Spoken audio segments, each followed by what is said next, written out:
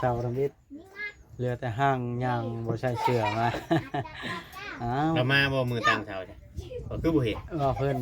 แต่เขามาตั้งเสาเฮือนหั่นนะ อืม เริ่มมาเฮ็ดเฮือนเนาะ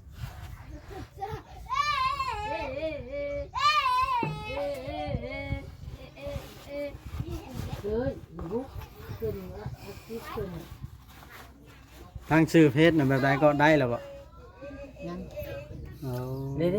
บ่เล่าบ่เล่า โอ้ เอ้ยตบมือเลย เอาห้องเพลงขึ้นมานึงเอา บ่เป็น เอาแล้ววัน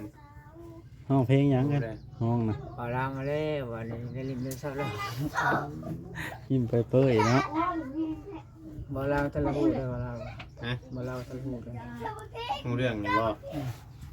บ่ฮู้ก็ย่าได้เพิ่นจบแล้วตัวน่ะเฮาบ่ต้องเว้ามีแต่ว่ามันสิเกิดผลเสียต่อหลายคน บ่เพิ่น ฮะ บ่ อ๋อเพิ่นเห็นเพิ่นฮู้แล้วละเพิ่นเห็นคลิปแล้วละ เฮ็ดคลิปออกมาแล้วเด้ แม่นเฮาเฮ็ดคลิปออกมาได้เพิ่นฮู้แล้วแหละเจ้าบ่ต้องเป็นห่วงเพิ่นเนาะ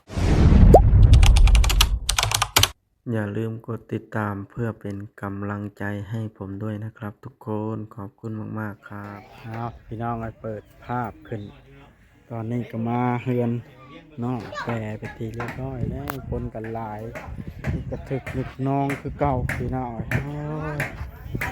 เกิดเรื่องเกิดเล่าวขึ้นกันหลายหลายเพราะว่ายูทูบหลายคนถ่ายตามนู่นนั่นนี่เจาะมามันก็เลยทำให้เกิดเรื่องขึ้นมาคันจะเกิดเป็นเบาบอสสร้างขึ้นมาเนี่ยก็สิได้ทาง FC ด่าสะพัดตะพื้อแล้วใครในแต่เบาบอสหลาบแล้วย่าน FC ว่าแล้วน้องเบาบอสก็เลยย่านมันเกิดเรื่องเกิดเล่าวอ่ะถ่ายมาเหมาะนะแม่ไปเรื่องเฮือนเรื่องชานไปให้เด็กเรียนชานคนก็เต้นสั่งแก้วแล้วก็มาเฮ็ดเดียวนะไปพี่น้องเราก็สิมาคุยกับหนุ่มโอยก่อนพี่น้องเอ้ยอีสายน้องแปรพี่น้องเป็นอะไรเรื่องเรา เพราะว่ามีโทรศัพท์ อ้าวสบายดี รู้จักกันนั่นสบายดีเด้อ น้องเอ้ยนั่งดินกับหนุ่มโอ้ยว่าสิขอเฟซแล้วอ่ะ ตั้งแล้วเหรอว่าเฟซนะ เราว่ายังให้บ่เราไปใช้ซิมอยู่ เอ บ่ อ เล่าตั้ง บ่เราไปใช้ซิมยังบ่มีซิมว่าไปงบเพิ่นเบิดบ่ว่าคือว่าซื้อโทรศัพท์คือบ่มีซิมเหรอแต่ว่า แทนซิมนะปกติเนาะ ยันเพิ่นบ่อยากเปิดทะเบียนให้คนทั่วทีปนะเนาะ อ่า บางคนนะเขาแบบว่าบ่ดึงเคยเฮาว่าการชื่อซิมคุมื้อนี้มันต้องใช้บัตรประจำตัวเนาะถ้าผู้ใดฮู้จัก แม่น กันนี่เขาก็สิเปิดให้บางคือบ่แสนนี่เราก็บ่อยากมั่นใจในเจ้าเราก็บ่กล้าเปิดซิมให้เพราะมันต้องใช้ชื่อนามสกุลเด้คุมื้อนี้เนาะ มันต้องได้ลงชื่อ แม่นเพราะว่าบ่าวลาวเราบัดเป็นคนบ้านเดียวกับเจ้าบัดเราก็เลยสิไปเปิดซิมให้ เราฮู้จักตัวนี้ผู้บ้านกับผู้บ้านเดียวกันเนาะ ว่าสิทันได้เห็นโทรศัพท์บ่ได้เห็นใช่บ่ได้นะ แม่นก็ยังเว้นครับ ถ่ายจะคูบได้วานนี่ หลายรูปเด้อ สำสีเลือกใช่นะฮูกโปรไฟล์ใช่เนาะเด็กกับหนุ่มโอยพี่น้องไงเนาะโอ้ลมแท้เหมือนเมื่อวานนี่กับบ่ได้มาพี่น้องไงเนาะวันนี้เนี่ยเวลาออกมาถ่ายคลิปพ่อแม่พี่น้องเบิ้งไปเรื่อยๆพี่น้องไงเนาะมีหลายๆคนนั่งอยู่กลางมันมีอู่มีอย่างไรอาจจะน่วมเนียงเห็นอู่เห็นอย่างไรได้เนาะ เย็นแห้งเนาะอยู่กลางชาวเทือง เย็นได้อยู่พี่นะปัจจุบันหันคือฮ้อนครับต่างกันไหนกินข้าวกับยังเหมือน เข้ากันที่นี่ กินแห้งอ๋อ ก็เป็นแต่อยากนั้นแท้เนาะ แต่อยากนำแท้ ตอนแรกนี่คือตอนเว้นนี่คือว่าได้อาหารดีบ่ ไม่ ฮะ แกน้อย เป็นน้ำไม้บ่แพ้ไปหาน้ำไม้ ปล่อย หาอยู่ใช่มันเก่าบ่ อยู่ก็เขาบ่โดน โอ้บอลจะไปหามื้อนั้นหาน้ำไม้ก็เป็นหนุ่มโอยเนาะ อ่า เก่งอะดิ ขนาดเมียกุมลูกกุมเมียแล้วเนาะ แม่ หากินเป็น ต้องอัปเดตไปเรื่อยๆชีวิตหนุ่มโอยนี่พี่น้องเอ้ยจักหน่อยเราหาเฮ็ดพวกให้ FC เบิ่ง บ่เหิงเนาะ เขายังไม่ได้อันนั้นบ่เดียวนี่เขายังไม่ได้หอยคายบ่มทางแต่ก็บ้านดงเงี้ยวแต่ทางโค้งนี่เขามักหอยเป็นโลคายบ่ได้โลเรา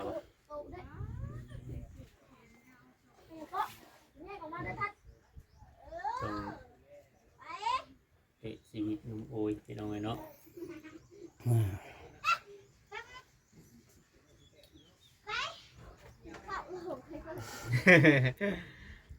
ตุ้ยเด้เนาะตัดผมแล้วเนาะ แม่นแม่น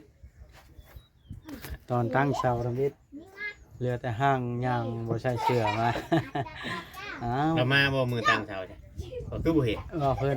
แต่เขามาตั้งเสาเฮือนหั่นนะ อืม เริ่มมาเฮ็ดเฮือนเนาะ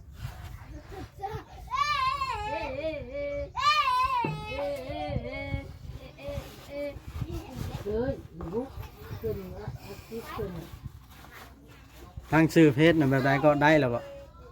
ยัง เอา นี่ดิบ่เล่าบ่เล่า โอ้ เอ้ยตบมือเลย เอาห้องเพลงขึ้นวันหนึงเอ้า บ่เป็น เอ้าแล้ววัน ห้องเพลงหยังกันห้องน่ะ บ่เล่ามาเลยวันนี้ได้ลิ้นได้ซับแล้ว ยิ้มไปเปื่อยเนาะ บ่เล่าตะละหูได้บ่เล่า ฮะ บ่เล่าตะละหูได้ ฮู้เรื่องนี่บ่บ่ฮู้ก็ญาติได้เพิ่นจบแล้วตัวน่ะเฮาบ่ต้องเว้ามีแต่ว่ามันสิเกิดผลเสียต่อหลายคน บ่บอกเพิ่น ฮะ บอก อ๋อเพิ่นเห็นเพิ่นฮู้แล้วละเพิ่นเห็นคลิปแล้วละ เฮ็ดคลิปออกมาแล้วเด้ แม่นเฮาเฮ็ดคลิปออกมาเนี่ยเพิ่นฮู้แล้วละเจ้าบ่ต้องเป็นห่วงเพิ่นเนาะ เพิ่นฮู้แล้ว แม่นแม่นเพราะว่ามันจบนะน้องโอยแบบว่ามันจบแล้วเฮาอยากให้มันจบแล้วบ่อยากให้ดื้อพื้นหยังเพราะว่าเดี๋ยวนี้ก็จังหวะมันสิเกิดดราม่าขึ้นมามันเป็นเรื่องใหญ่เดี๋ยวมันสิยากสำหรับทุกคน ผู้อยู่ก็ยาก อ่า เนาะ ผู้อยู่ก็ยากผู้คือชุมเฮานี่ถึงเฮาสิเฮ็ดคลิปออกมาแบบไรเพิ่นก็ยังอันนั้นคือเก่าแต่ว่ามันผ่านเนี่ยผ่านไป เป็นนี่แหละก็ถือหมวกคนบักละล่อๆนั่นถือหมวกอัดช่องผม โอ้ยเปลี่ยนช่องผมให้ไหมแล้วมันยังใส่หมวกอยู่ อ้าวสาวเทืองได้หยังอ่ะนะ FC กันเพิ่น โทรศัพท์คุณ บ่ได้ยินอีก ผู้ชายคนนะพี่ อยากให้เอาพี่ เพิ่นนั่น เอาพี่ผู้ชายคนนะพี่ FC ก็อยากให้อันพาน้องบอยไปตัดแน่เพิ่นว่ามื้อนั้นก็ชวนแล้วบ่ไป หยังอยากเช็คข้อมูลผู้สาวหยังเดี๋ยวนี้ บ่สิเบิ่งโทรศัพท์ไป ไง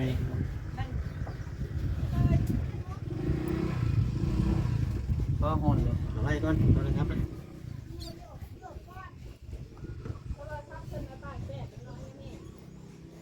เดี๋ยวตากแดดก็มันก็ฮ้อนมันก็อันนั้นนะเนาะแต่ว่ากระตารถนั่นดิ เราไปลี่อยู่ไสน่ะมาแล้วพัดเนาะ โอนอยู่เอิ้นเอ้ยนาง ในเมื่อเกิดเรื่องปานนี้แล้ว ไปนอนก็ยังได้คือเก่าแล้วว่าเนาะเฮาบ่ บ่ ได้ เราบ่ได้ว่าแนวใดหรอกแต่ว่าบ่อยากให้ใครเข้าไปชนน้ำหั่นหั้นนะ บ่อยากให้ทายนะฮะมัน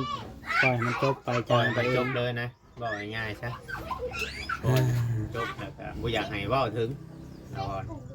เพราะว่าช่องเรานี่บ่เคยมีอันคนลา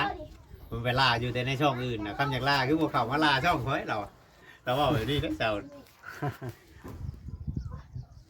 คัดแขนค่อยนะ ไปชวัน500ซื้อลงเบิ่งบ่มีบ่อยู่ชวันน่ะ บ่จักว่าหาเลาะซื้อซับไปแล้วเวียกเรามาเลยเช้านี้ก็ได้โอ้ชาวเทืองขาดเบิดบัดนี้เนาะ ใจจดใจจ่ออยู่นุ่มโอยเห็น เด็ อั ก นใด บ่ายเราก็ชับว่า แม่น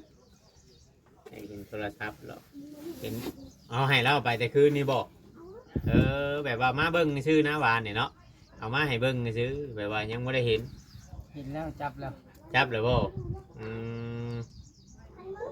จับแล้ว แต่ว่าบ่มีซิมก็เลยยังไม่ได้เห็นหยัง แต่ก็ คนว่าคนจะไปใช้ซิมให้ ใส่ซิมตั้งเฟซตั้งหยังให้เลยอ๋อแสดงว่าเบ้าจ้อยเฮาไปผู้เดียวสำอันเมืองชนมื้อนี้เนาะ ก็ชาแนลเข้าไปอีกแล้วว่าเลยนะ เอ้าคือว่ามันบ่ได้เวียกวานนี่ว่ะ เอา ก็มื้อนี้ต้องไปอีกว่ะโปรเพจโทรถามโปรเพจโทรชวนมา ไปกับมัน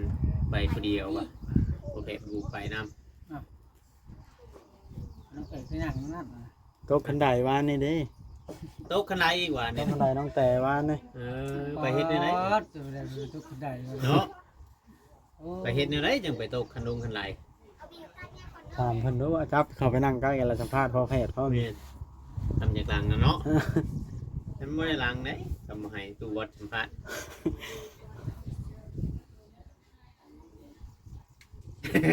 เฮ็ดในไรนุ่มโอยฮะ เป็นอะไรค่ะช่วงแบบว่ามีคนมีหยังเข้ามาแต่หาเจ้าได้หลายเนี่ยผมรู้สึกอะนะรู้สึกดีบ่ เออ ยิ้มหล่ออายนี่เนาะ รู้สึกดีการเว้ากันจากะเป็นผู้ใหญ่แน่นะว่าง่ายๆฟังเว้าง่ายฟังเข้าใจ ทักทายสบายดี สบายดีมันนั่งแบบบ่สุภาพใช่ไหมบ่แบบได้เพราะว่ามันร่วงตัวเตียงคนอยู่นี่นะ คือว่าอยู่ในจังซี่นี่ มันห่มได้ มันห่มได้เย็น ต้องนั่งวางห่มเลยว างห่มสุดอันนี้มันดุแท้น้องบวยนี่ฮะผู้ใดมาน่ะ อ้าว หลายคนนี่แหละบ่ยังขอโตก็นะมันหลายคนน่ะเด้อ เอ้าหมอยังไปใช้ ตามโต คอย ใช้บ่เวียง มันหลายคน สบายดี สบายดี สบายดีพ่อแม่ สบายดีโดย มาซอย มันจะเป็นคลิปเดียวกันเด้ เอาพี่น้องเอ้ยสบายดีเบาโอ้ยคนหล่อโทรศัพท์จ้าบ่นี่น่ะเอาพ่อแพทย์ถามเพิ่นเลยพ่อแพทย์ถามเลยพ่อแพทย์ เดี๋ยวเอ้าสุภาพปานไหนเด้อบ่เบาบ่ไปนั่งอยู่ชุมๆเนี่ยนึง ถามเลยนะ แต่พ่อแพทย์ถามเรื่องไหนบอกมา บ่ฮู้นะข่อยก็เฮ็ดอยู่เจ้าจุ่มกันข่อยก็เลยย่างมาไทย แปลว่าสิมาตั้งกล้องไว้ตะกี้ว่าสิไปลวกมาม่า กินข้าวกับมาม่าบ่มื้อนี้น่ะ แม่นเนาะ เด้อเนาะเป็นน้ำไม้เด้อ ฮะ เป็นน้ำไม้ กินน้ำกันเนาะคุณนะไปซื้อมาม่าเบาลิกินนี่มาเอาลิจัดเย็นตัวโพให้ กินข้าว แล้ว กินไปเด้อ กินน้ำกันป้องไปกินอยู่มื้อไม่จะมื้อเฮือนเจ้าน่ะเป็นได้คือว่าเมื่อปลาหมูปลาคูดเดี๋ยวนี้ กินฮอดเมีย กินฮอดเมีย เมีย เอาเมียมานำใส่กินฮอดเมีย ญาติหมู่ยอก โยอยู่ทำเมียใช่ไหม ข่อยบ่ไว้ใจคนแถวนี้ สัมภาษณ์น้องโอ้ยเด้อคอยสัมภาษณ์ได้หลายนาทีแล้วคอยสิเลาะฮวาดก่อน เลย โอ้ยเป็นยังไงใจบ่ เอาพี่น้องเอ้ยเขาก็สัมภาษณ์น้องโอ้ยผมมีแนวสิถามแล้วต่อ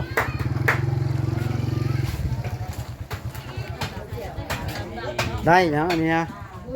อ้าวได้มาได้ใส่อันนี้โตยังอันนี้นะยังเบิ่งเนาะปองนี่เป็นยังนะ เอาบ่มีขายดิจะกินให้ส่งเจ้าเบนบ่ ซื้อมาเลี้ยงบ่ แม่บ่ฮู้ขายดี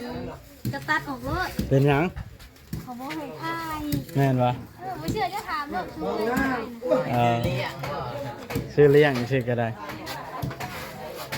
เอาคือว่าหลายคนแท้เลยนี่ตัดภาพมาเนี่ย กินนิด ชื่อให้อ้ายนั่นกินอ้ายอยากเข้าอยู่เนี่ยแล้วน้องเตยให้หมูมีนี่ มาซื้อมาแล้วมันก็บ่กินคือเก่า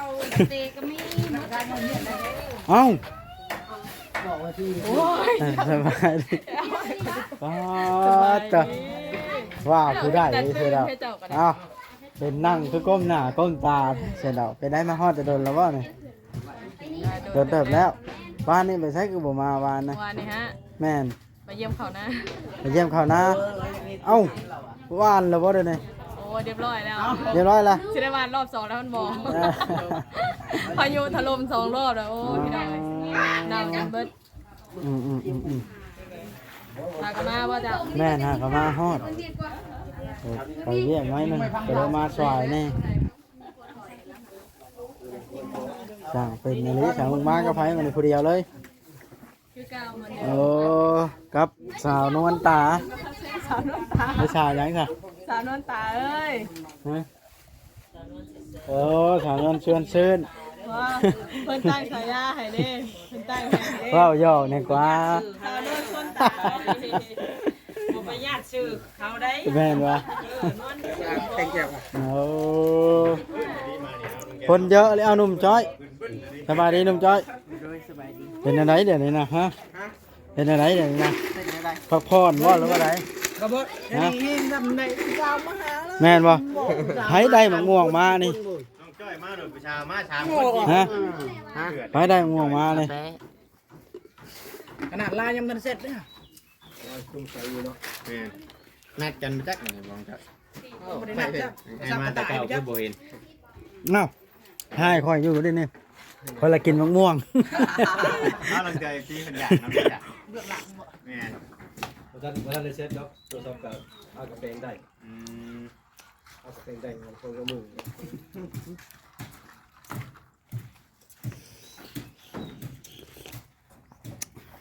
นี่แหละพี่น้องบรรยากาศบ้านน้องแต่ละเมืองก็ได้อ๋อต่อตัดภาพมาของน้ำของในเทเป็นที่เรียบห้อยแล้วนี่คือผมเห็นว่างพังท่อตั้งบอลได้สวมนี่ลุงแก้วฮะคุณเอาเลย เอาแล้วคือผมเห็นตั้งท่อใช่แล้วเจาะยากเจ้าอีกแล้ว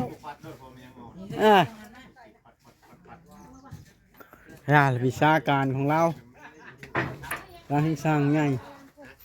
โอ้ตัวไม่กันง่ายครับแห้งไปหน่อยบรรยากาศบ้านน้องแต่คนหลายมากถ่ายเอาแลนบ่ได้บ่น้องแต่ฮะอ๋อหมู่เพื่อนมาหลายแท้นี่ น้องอมแอมแม่นวะคนนั้นนะน้องสิเมื่อละ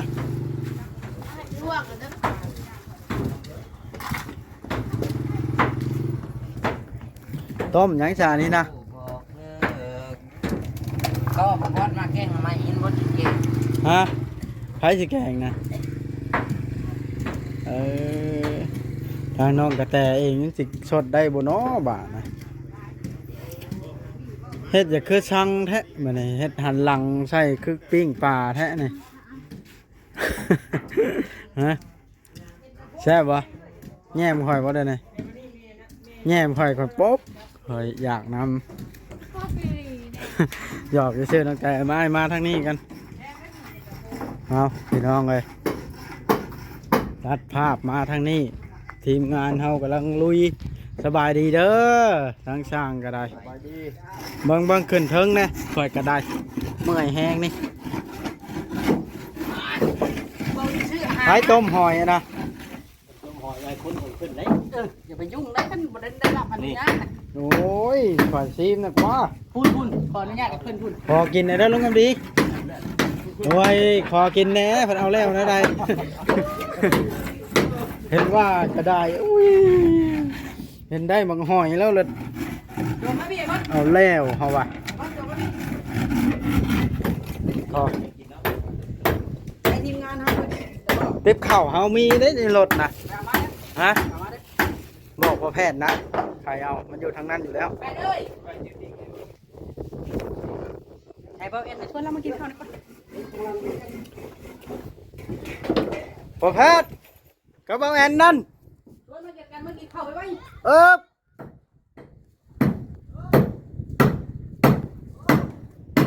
มาเอาพอแพทย์พร้อมมาเวียงมาพี่ผู้สาวพร้อมทีมงานช่างพร้อมมาเด้อกินข้าวเด้อ มาขึ้นมา เอาข้าวเลยเบาเอ็น เบาแพทย์บ่ขายข้างทั้งนั้นเบาเอ็นข้างทั้งนั้นติดเข่าอยู่